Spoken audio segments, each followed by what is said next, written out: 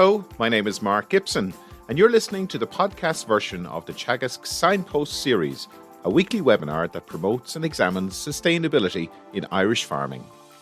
Hello, and you're very welcome to this morning's Signpost webinar. We hope you're keeping safe and well wherever you're joining us from today. Today we'll be discussing the challenges faced by the dairy sector in the Netherlands.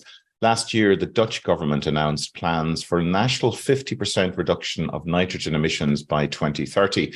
And in the Netherlands, agriculture is responsible for the largest share of nitrogen emissions, much of it from the dairy sector. So today we'll be discussing the implications of this proposal. And we're delighted to be joined by Michel de Haan from Wageningen Livestock. He's a livestock researcher in Wageningen University.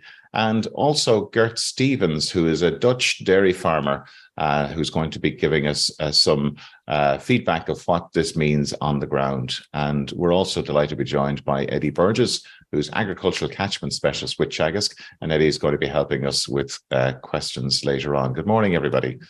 So maybe, Michel, if you could, before we start into this morning's presentations, you could tell us a little bit about the work that you're doing in Wageningen. Okay, yeah, I will. I'm involved in research in dairy, mainly in dairy farm research, like on the whole farm level. I'm mainly project leading of, several projects with dairy farmers. Geert is one of the dairy farmers involved in my projects. One of the projects, Cows and Opportunities. Another one is Cow and Protein. That's a project with 150 dairy farmers. And we are also developing tools to calculate the performance, the environmental performance, which is called kringloopwijzer. So involved in many projects in dairy farming. I originated from a dairy farm as well. Thanks, Michel. And Geert, you're a dairy farmer in the Netherlands. Could you tell us a little bit about your operation there? Yeah. Good morning. Nice to be here today.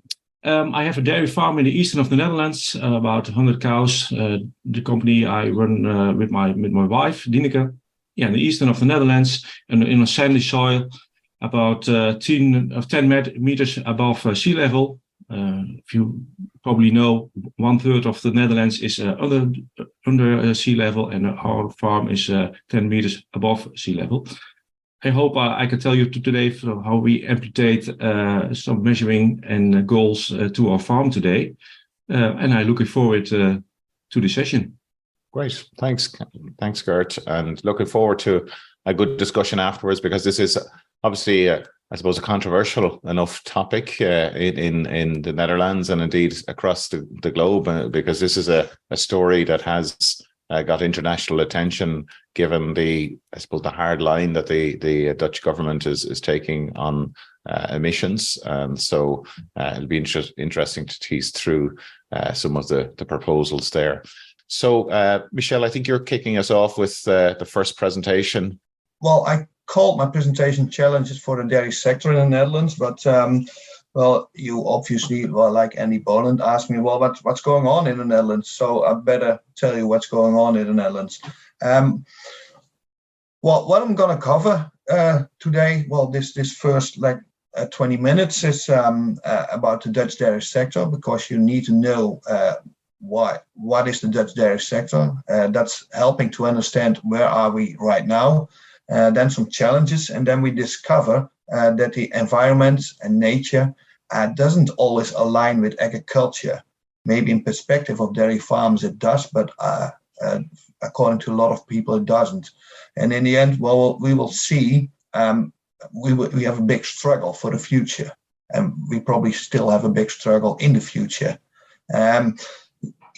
I'm basing my slides and my presentation on a presentation that I did from an international conference in Latvia a few weeks ago. So some slides or some information probably kind of familiar to you, because you might be more familiar to the Dutch dairy sector than the rest of the world. But I could be a little faster then.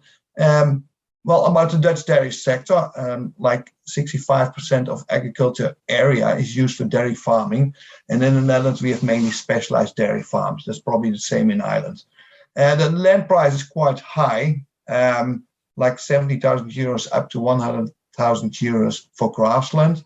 And as it comes to cropland for flower balls or potatoes, I've even heard prices of 200,000 euros in the new land, in the polder. At this moment, we have about 14,700 dairy farms, and there's a tradition of family farms, probably the same as in Ireland. The farm area is about 66 hectares. Mainly, we see about 20% of maize where it's possible, has to do with the derogation that we still have. And the average size of dairy farm is about 110 cows. The milk yield is almost 9,000 kilograms per cow. This means that the average farm size would be about 1 million kilograms of milk. And the intensity, we call it quite intensive in the Netherlands. We produce about 16,000 kilograms of milk per hectare.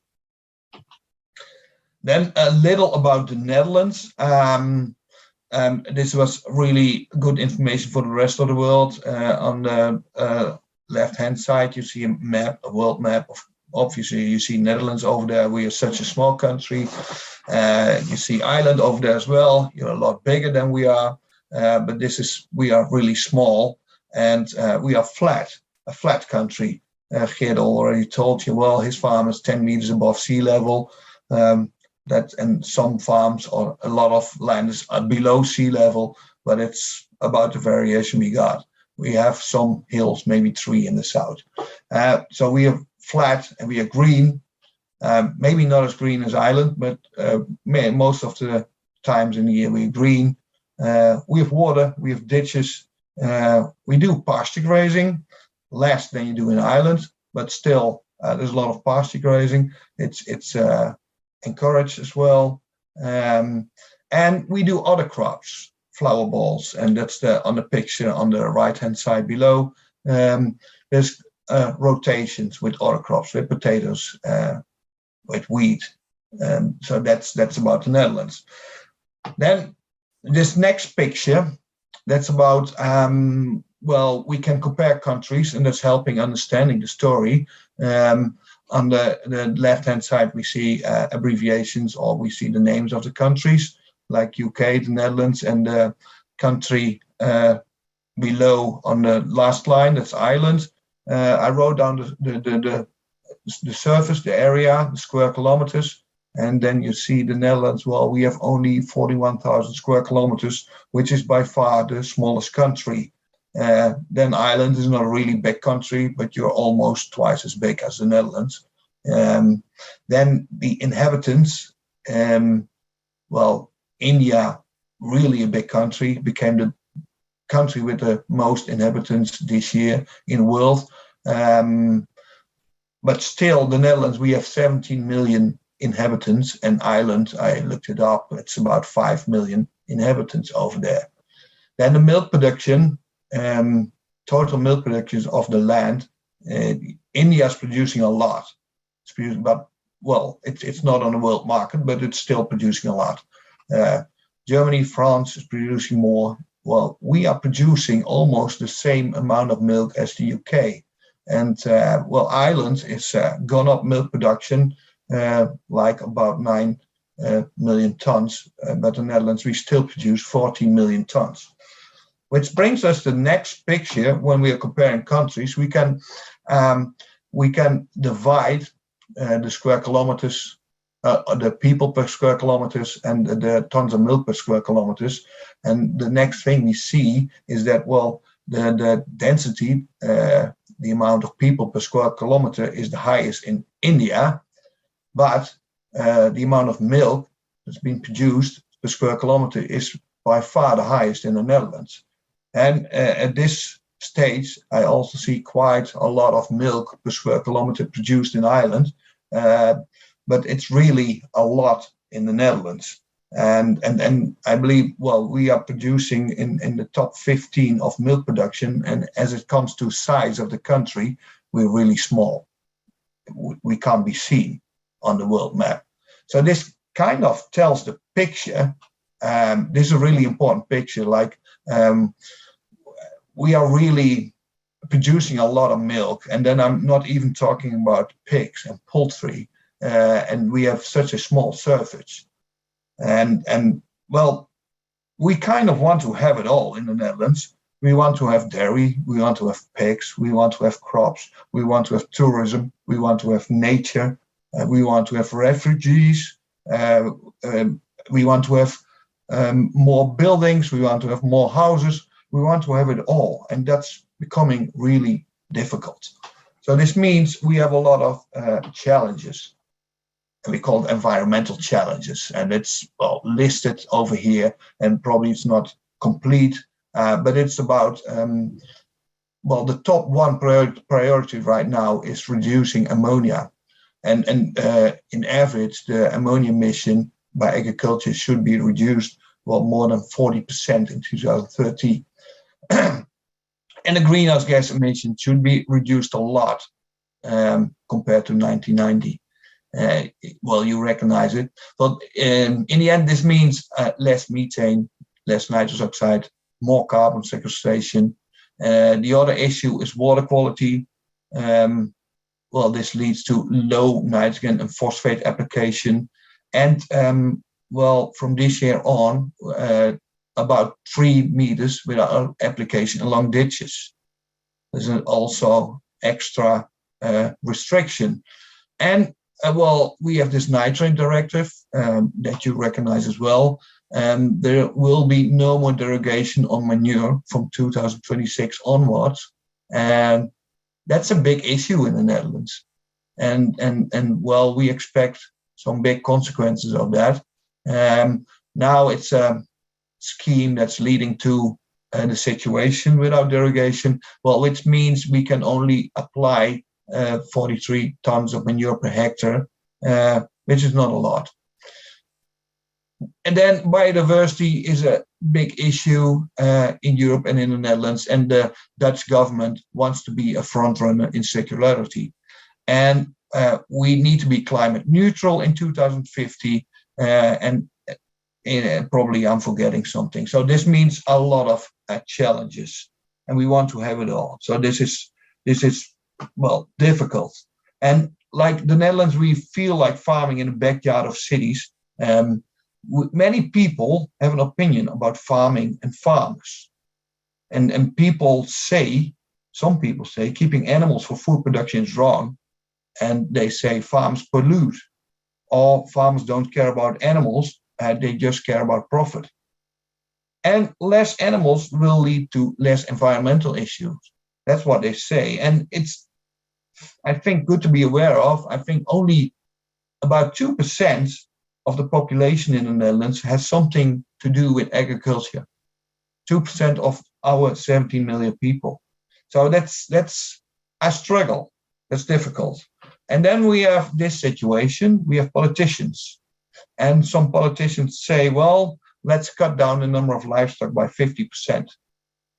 And that's what they say. And that's a really big issue. And then we have this, we call this the nitrogen map. And this is the map on the left-hand side. It's Dutch, but I will explain a little. This is the map that was introduced last year in June by our Minister of Nitrogen. Yeah, we have a Ministry of Nitrogen, and sent out to all farmers. And it shows on which place in the Netherlands the ammonia reduction will be from, let's say, 12% up to 95%. And usually the greener, the better. But in this map, the greener, the more reduction is needed. That's up to 95% of ammonia emission over there. So that's, confusing a lot. And that led to several farmer protests in June 2020. Farmers drove at the tractors on the way to The Hague. And on, I believe it was the 14th of June last year, there was a big organization and protesting, telling farmers what's going on. Even some German farmers joined the Dutch farmers with their tractors. Well, meanwhile, another political party was founded, BBB. It's farmer civilian movement, and this party tried to represent the voice of many people that are quite fed up with the current government and all the mistakes they are making according to common people. And that's more than nitrogen and agriculture. It's not only about agriculture, it's about building houses, it's about refugees, it's about gas. It's people are quite fed up, and at this very moment, it's not certain if our government will still be our government today. It's a big issue at this very moment. In 2020, we had an election for the government, and this political party just got 1 seat out of 150, which is very little, but a start. In 2023, we had election for provinces. This party came in as biggest party in 12 provinces, which was quite a shock for the current government. The government is confused, but tries to carry out plans that were already made. And for agriculture, an agriculture agreement was to be made. An agreement with the government and agricultural organizations, mainly about reducing ammonia emission, when to reduce, how to reduce, how much to reduce, and how farmers can still earn money. And it was with organizations representing farmers, and there are, I wrote down more than 5. It's more than 5 organizations. The farmers' organizations in the Netherlands are quite divided as well, so it's really difficult to get an agreement. Retail organizations, nature organizations were part of the discussion, and it was due to reach an agreement on the 18th of May. But at that moment, there wasn't an agreement. So they carried on, and the next deadline was the 21st of June. Then an agreement was expected. However, the main farmers organization, LTO, stopped debating and negotiating with the government at the 21st of June. And the main argument was, there are not enough positive issues for the agriculture sector, so there is no agriculture agreement at this moment. This means that the government will come and has to come up with an agriculture policy, and that's due in September. But who knows? Who knows what's going to happen? So, in the end, there's nothing certain at this moment, so I could end my talk because that's all what we know right now. However, that wouldn't be really satisfying for you. So I will tell some personal expectations I have, and maybe, Geert can agree on that or say, no, Michel, we're wrong. But I expect something, and please don't quote me on that. It's my personal opinion. It's not a Wageningen statement. What do I expect? I expect in that policy less ammonia, less methane, less nitrous oxide, and less carbon dioxide, and more biodiversity. And it's more than a little. It's not just a little less. And I expect that the government wants to purchase complete farms. And there is a purchase scheme launched already on the 14th of June, like you can discover if you're a main polluter. And then you can sign in and probably get 120% of the value of your barns and cattle. And that's probably farms close to nature area. And there will be stimulus to keep less animals. And government wants to have extensive and more organic dairy farming. And I expect that there will be some measures about manure, about barns, about storage. I don't know yet. Maybe some sensor technology. It's a picture in the middle on the right-hand side, measuring emissions on barns. There's development to develop sensors and use that to prove what the emission really is. I expect some certified calculation system some mineral accounting system that's the government and the politicians wants to go that way to show and to calculate your performance. And there's a big urge to the society and retail for higher agricultural prices to give farmers some earnings.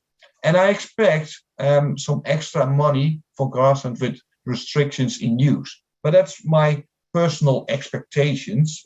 We never know what's going to happen, but I think this is the way that society and the government's kind of moving. This is probably what I can say about what's happening in the Netherlands. And I will give the floor to Geert. This is a picture of Geert Stevens and his farms. And I will end with a statement. I know and I expect there will be room for all kinds of dairy farms, even in the Netherlands. So far, thanks for your attention. Maybe there are questions already. We have questions, but I think we'll leave them till the end. Okay. But maybe just while Geert is maybe if you could stop sharing your presentation for us. And Geert, if you could share your presentation. Michel, there is a question about the amount of concentrate or meals fed to cows in the Netherlands. What's roughly the percentage of cows the diet grazed grass versus concentrates? The amount of concentrates, I would say that could be up to 30% of the total ration. I think up to on average, I would say 30% of the ratio. And on average, the amount of fresh grass, grazed grass, that would go to 12% of the total ration. And then obviously we feed maize silage, grass silage, and some byproducts. Okay, that's mainly an average, and it's a real big diversity. We also have farms in our project. The farmer that's grazing like the Irish way, grazing a lot over there. That is a contrast, all right. I mean, in Ireland, is about 95% of the diet would be grass, so it's quite a difference. So, Geert, if you could turn on your microphone for us, and we will hear your presentation. And reminder to everybody, do send us your questions using the Q&A tab at the bottom of the screen. So thanks again, Michel. We'll chat to you after Geert's presentation. Okay. Thank you for letting me tell you something about Dutch dairy farming today. This is our farm information.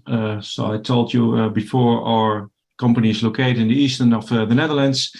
We have a sandy soil and about 10 meters above sea level, 100 cows, a little bit below the average in the Netherlands. We are producing milk on the Planet Proof label. It's a label from Friesland Campina, and we do a bigger we had to do more about CO2 greenhouse gases reduction. We had to do more about nature, and we need to do more about our livestock health.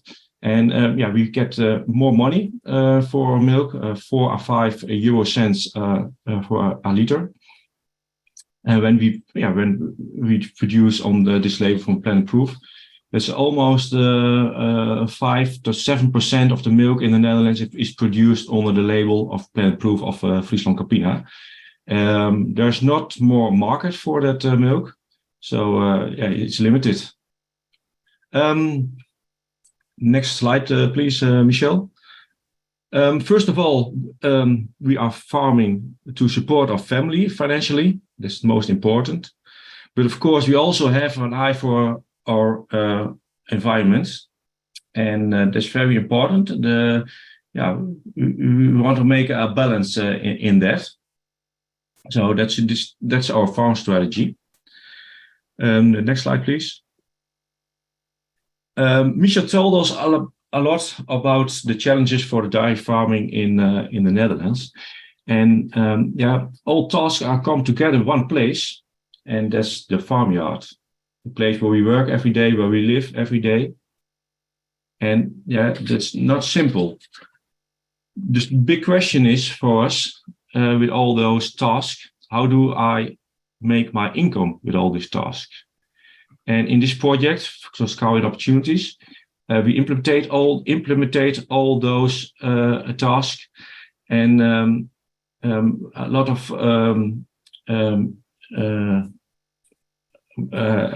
people from the University of Wageningen, they come with a lot of questions to our farm. One comes with a question about methane reduce, the other one with ammonia reducing, and one of them will have a better biodiversity. And as a farmer, you can have to make something of that. So how can we steer on these teams? We want to have more grazing. Michel told the average of grazing is 12% fresh grass innovation on Dutch dairy farms. Last year, we had 20 to 22% fresh grass innovation, but we want to have more grazing innovation. More grazing is good for less ammonia emissions, good for less methane emissions, and it makes more money. So the other issue is a more sustainable livestock, letting the dairy cows get older. It's very important, less young stock. And we introduced herbs in our grasslands. Herbs can help for better biodiversity. They also get a better soil type, so we can, we are better standing for climate changing. And Michel told something about cow and protein, and we want to steer on a max protein from 15.5%. Less protein innovation makes less ammonium emissions. So that's and all those measures directly generate money. So it's motivated me also also to do it. All these managers generate money, so they are low-hanging fruit, which we say in the Netherlands. I don't know if it's an expression in Ireland, but I always feel like Louis van Gaal is a Dutch football coach. His English is as good as my English. So, but Michel told us, we had to do more. 40% reduction of ammonia, 55% less greenhouse gases in future. And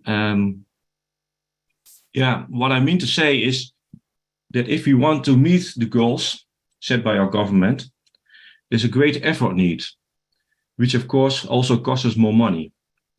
So what kind of help do we want from people like Michel or government? Is to do more with innovations. Innovation of stables with low emission floors, with managers, so as biodigesters, but maybe additives. And maybe processed manure and fertilizer substitutes. It's all important to do and get those higher goals. But by innovation, there's always a discussion about securing management measures. It's very important that our government can secure management measures. And that's a discussion on this moment. But there's another option, is chase business management.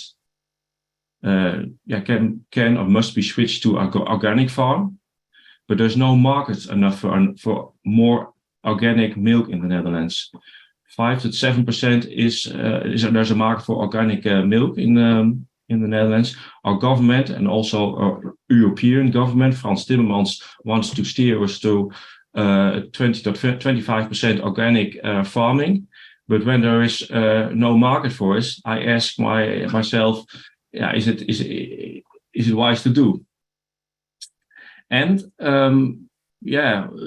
as a farmer, I know and I see the future, and I see the discussion over fewer cows, animals in the Netherlands, and that's what I see happening, and I get a little bit afraid of that. But I know also that less cows, fewer cows and animals can be an option for dairy farms. Michel told you about a regulation of the government who buy farms in the Netherlands. So I think for what all the farmers, the average age of farmers is 55, 58 years. So there are a lot of farmers who will enter farm in the future, in the comes 5 or 10 years. So that's a discussion we got to make in the Netherlands. This is how I see our future, and I try to implement all those goals. Great, Geert. Thank you so much for that, and it gives us a really good insight into I suppose the challenges that are facing the sector over there. Is quite extraordinary. The price of land there that Michel presented earlier on, I think was it up to 70,000 per hectare, which is quite different to here in Ireland. Prices, there's some, I suppose the average is looking somewhere around 15, between 10 and 15,000. So very different dynamic there. And again, interesting in relation to Geert, what you were talking about there, the price, the prospects for organic milk. This is a policy here in Ireland to I suppose support or the expansion of organic production in Ireland, and you're questioning that within the Netherlands, or I suppose the market, the size of the market there. What, maybe you could comment on that further for us, Geert? That's right. There's not enough the people who want to buy organic milk. There are not enough people to can buy and can pay with the highest food prices. So it's a problem. The consumption of organic milk in the Netherlands is a little bit lower last year. So when you want to stimulate farmers to change the farm to organic farm, the government had to do more, maybe in their policy or otherwise. I don't know. Yes. Yeah, that makes sense. And just in terms of like this overall policy, Geert, I know obviously there's been a lot of protests in the Netherlands, a lot of frustration amongst farmers. What's your own view or personal view on where it needs to go? Yeah, from how I look to those action for the farmers, there is a period you can be angry. It's quite normal. If a politician says we have to have 50% less cattle in the Netherlands, you get angry as a farmer. But if you had a period that you've been angry, you get to go in another mode, in an action mode. And I'm in that action mode. I want to know what I want to see the horizon and know what the goals are on the horizon, and I want to go in an action mode so I can implement a lot of those goals in the future in a farm. So I'm not angry anymore. I was angry, but not anymore, and I want to go in action mode, and I need tools for that action mode. So I'm not so glad that Michel, you call it the Landbouwakkoord. Yeah, agricultural agreement. Yeah, I hope we had an agriculture agreement. Yeah. But it's not happening. So we're still waiting for a good goal and good horizon. Exactly. So you're looking for a sustainable pathway from an economic and environmental perspective. And we often talk about the three-legged stool here in Ireland of sustainability, that without having economic, environmental and social sustainability, you have an imbalance there. And yes, by the way, we do have a phrase called the low-hanging fruit here in Ireland that we use. And yes, you're quite right in describing that's where we're at, and a lot of the low-hanging fruit has been harvested, if you want to call it that. Eddie, some really interesting questions coming in from our audience, and please do keep your questions coming through to us. We have quite an international audience as well this morning. We have people from across the globe joining us today, so obviously piqued by the interest in this story. So Eddie. Yeah, there is. There is. I think for Kurt, the mercuria level of 16, wondering, is this part of a sustainability payment, and is there a penalty if you go over that level? If that is the case, how does that work? Or was that just a figure saying that is what your mercuria level is? You mean the level of the payments of a Planet Food milk? No. It's you have a milk-urea level of 16. Yeah. And is that part of a sustainability program? Yeah. In the Netherlands, we see that urea in the milk is related to the ammonia emissions. So we steer on a low urea in our milk, and 16 is very low. Too low a little bit. Last year we had a average protein percentage from 14.5%. That's too low. But we are steer on protein in our ration.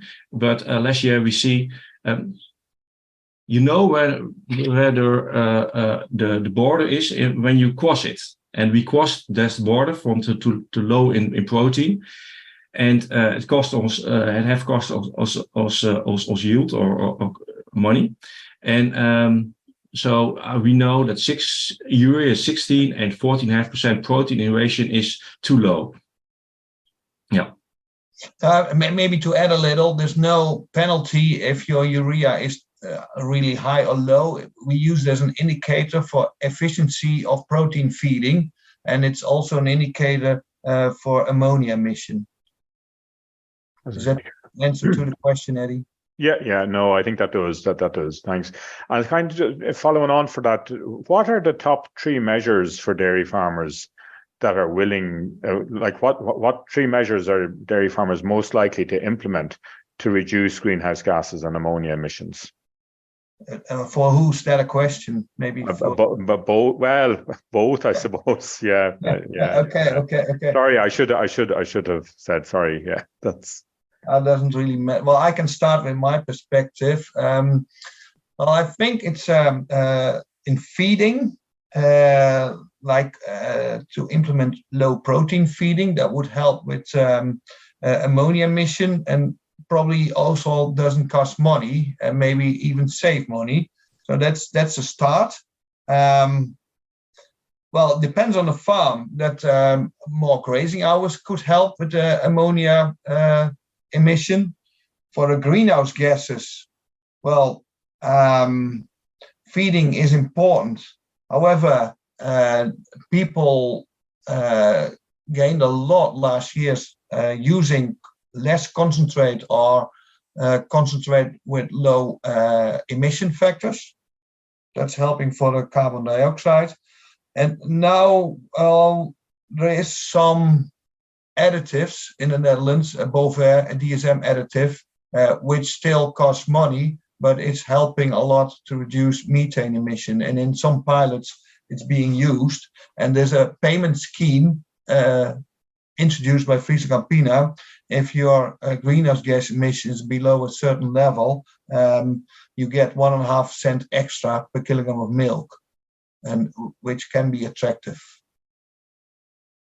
Just some measures, but I'm not really sure if it's the top 3. Maybe Geert can add to that. But it's also interesting for farms in Ireland is that more fresh grazing in cows is make a lower emission factor of methane, and there are some new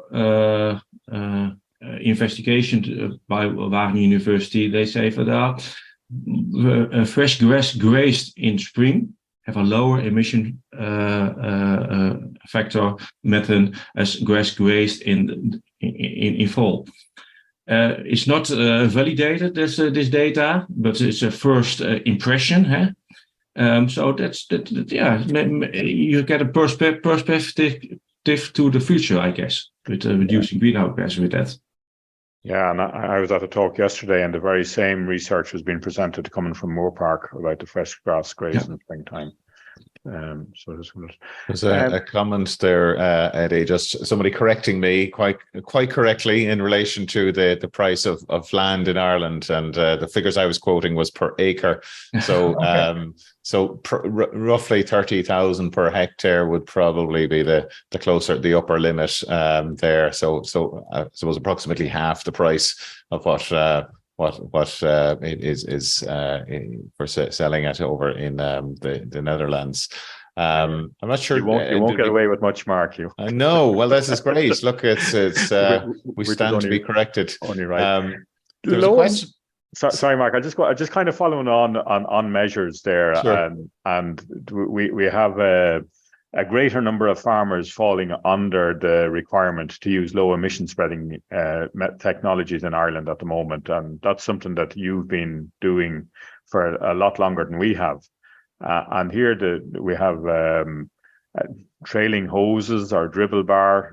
I think there's different terminologies that I'm not really too fond of any of them. Then we have a trailing shoe, and you have injection system. And just a question: if you're using the trailing shoe, what's the experience of trailing shoe systems in the Netherlands?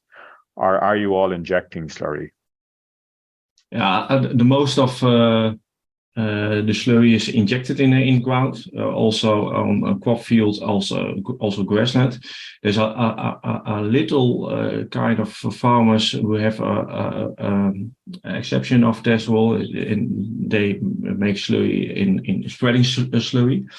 But if they do that, there are a lot of regulations. There's also a low milk urea, and also the kinds of regulations. But 95% from the manure is injected in the ground.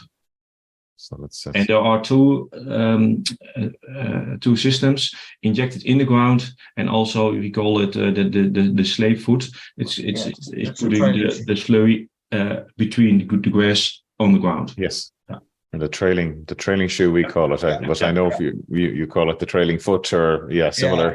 Yes, but that's only allowed on the peat soil and on the heavy clay soil, and then you have to mix that with water, like 1 part of water and 2 parts of slurry.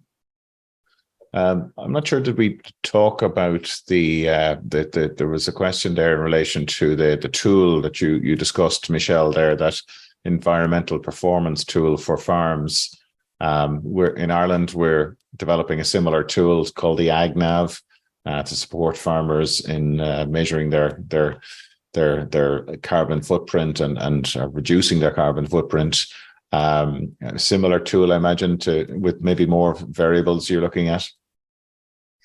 Yeah, I can explain a little, and if you want to know a lot more, just send me an email, and I will tell a lot. But it's a tool in Dutch, we call it kringloopwijzer. In English, it's ANCA, Annual Nutrient Cycling Assessment, and it's a tool that's mandatory for all dairy farms, not by the government, but by the dairy industry.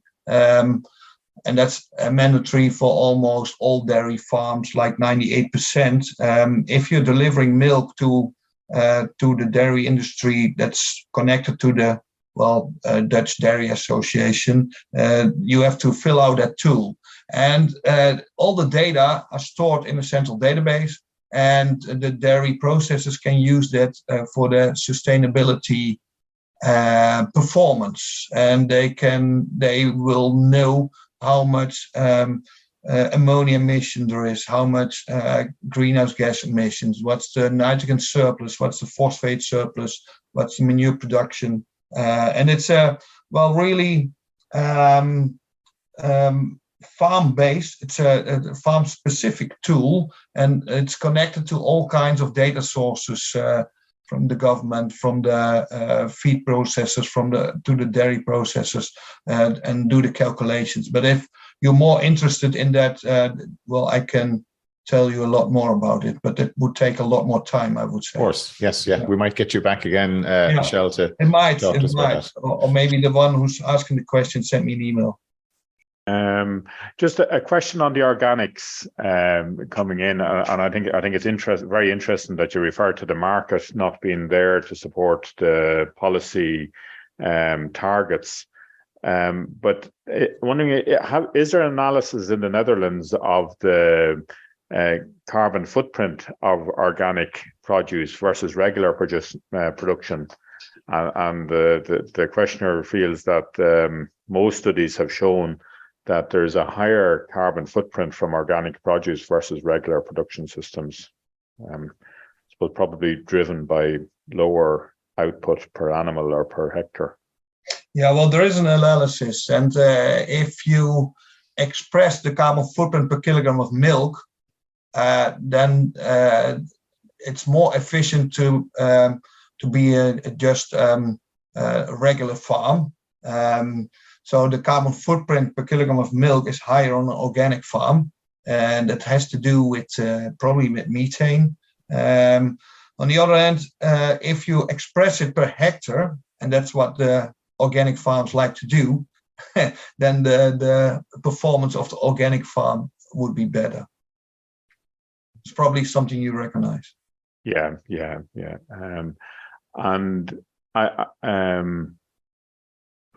I kind of somewhat related. Is there a feeling amongst the farmers in the Netherlands that the government and the European Commission at a larger scale are really going about outsourcing emissions and basically reducing production in Holland while importing food from outside of the European Union?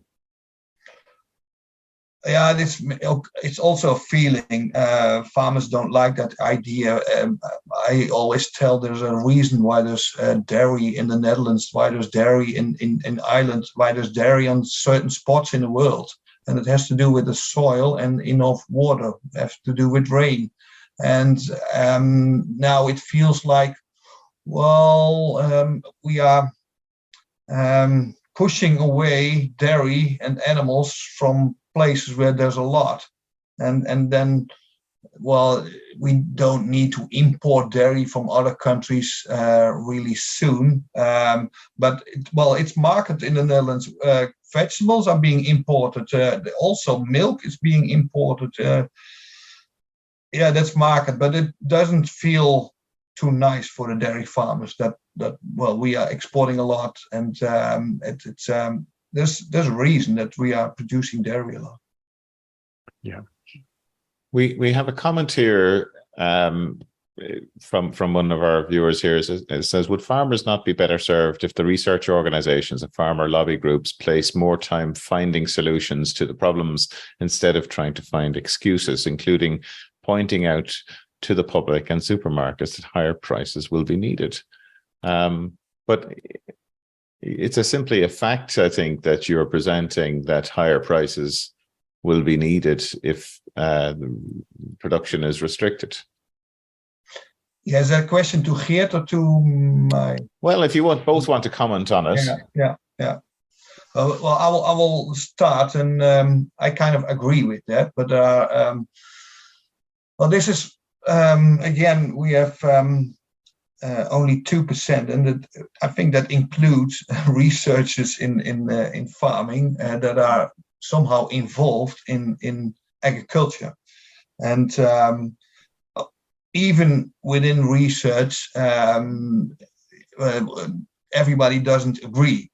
I'm from the corner that I think, we should help more finding solutions instead of saying, the prices should be higher, because we are exporting a lot in the Netherlands. So if the prices in the Netherlands would be higher, it's only partly a solution. And it's, in the Netherlands, we kind of fond of having markets. We are heavily market driven. So in my opinion, that's not the big solution. Maybe Geert can comment on that or add. Michel told about how the Netherlands is standing for with a lot of people, 17 million people, but they are talking about 2% of the people, of farming and the farmers, and 70% of our products are exported. So this discussion about how to farm. How can I tell it? We, in this session, we make it a big discussion, but in the Netherlands, 16.8 million people, I don't know if they even much care about those problems. So it's a political choice to I almost want to say that they don't care, but that goes too far.